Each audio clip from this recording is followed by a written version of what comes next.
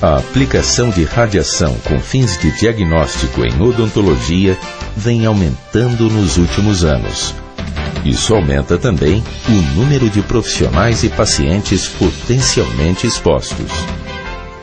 A responsabilidade com a proteção da população diretamente envolvida nos exames radiológicos no Brasil é do Ministério da Saúde, que em julho de 1998 publicou as diretrizes de proteção radiológica em radiodiagnóstico médico e odontológico e se tornou conhecida como Portaria 453.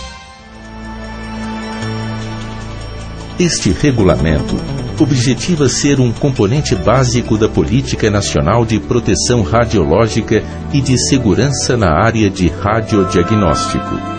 A portaria determina a conduta do profissional durante o exame. Ele deve proteger o paciente com avental de chumbo e protetor de tireoide e não pode esquecer de se proteger, afastando-se pelo menos 2 metros de distância, sempre observando o paciente na hora do disparo.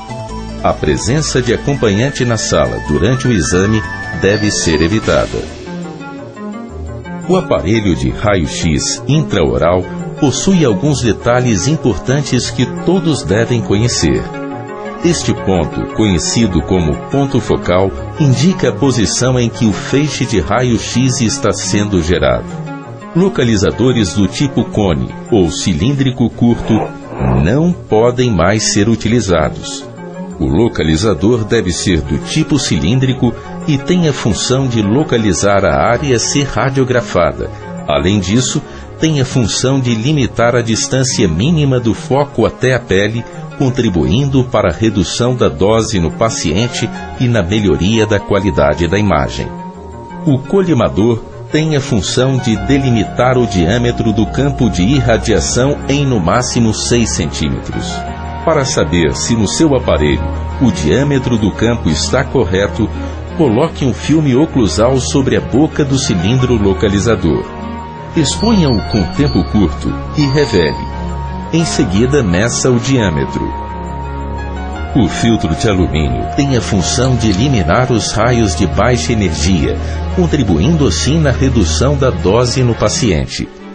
O uso do dispositivo de tempo de exposição do tipo mecânico não é mais permitido. Este dispositivo deve ser do tipo eletrônico. O disparador automático deve ser desativado e somente é permitido o disparador do tipo Deadman. Isto significa que o aparelho somente emitirá radiação quando o disparador estiver sendo pressionado. Se interrompermos a pressão no botão de disparo, a exposição também deve ser interrompida. Se isto não ocorrer, chame a assistência técnica especializada. Observe que o cabo disparador deve ter no mínimo 2 metros quando esticado. O cabeçote deve permanecer estável durante a exposição, evitando assim as repetições do exame. Se o cabeçote se movimenta sozinho, chame a assistência técnica.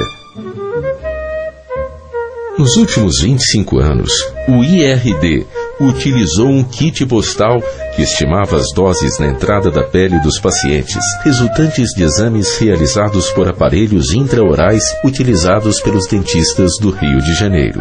Na década de 80, observou-se que 90% dos profissionais aplicavam doses de radiação acima do necessário. Atualmente, observa-se que, mesmo com o uso de filmes mais sensíveis e com a aplicação da Portaria 453, cerca de 30% dos profissionais ainda utilizam tempos de exposição e resultam em doses nos pacientes acima do necessário. O sucesso na busca da redução da dose no paciente está próximo de ser alcançado. A grande preocupação agora está relacionada à qualidade da imagem para obter um diagnóstico correto.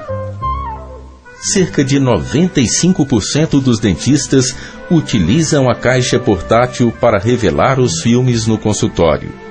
Apesar de fácil manuseio e excelente para esta prática, a caixa pode representar um problema quando utilizado de forma incorreta e colocar em risco o diagnóstico. Estima-se que 70% dos dentistas revelam na caixa portátil, utilizando o método visual. Uma pesquisa realizada pelo IRD mostrou que em 60% destas caixas ocorre entrada de luz externa. Existe um teste rápido e simples que pode ser feito. Para saber se entra luz na caixa, basta fazer o teste da moeda. Para isso, coloque um filme virgem no fundo da caixa com uma moeda sobre ele durante 1 minuto. Depois revele o filme e observe se ocorreu a marca da moeda. Se o filme não apresentar velamento, não houve entrada de luz na caixa. Se aparece a marca da moeda, é porque a luz entrou na caixa. Neste caso, a caixa de revelação deve ser de alguma forma coberta ou revestida. O método visual de revelação nunca deve ser utilizado, pois pode gerar imagem de má qualidade. Estas imagens foram feitas pelo método visual e os resultados comprometem o diagnóstico.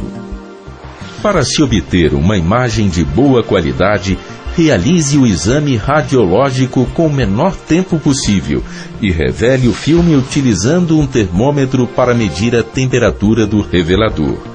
Utilize a tabela que informa o tempo de revelação que deve ser usado em função da temperatura medida. Não esqueça de cobrir a caixa para evitar a entrada de luz e usar um cronômetro para medir o tempo em que o filme deve ficar parado no revelador.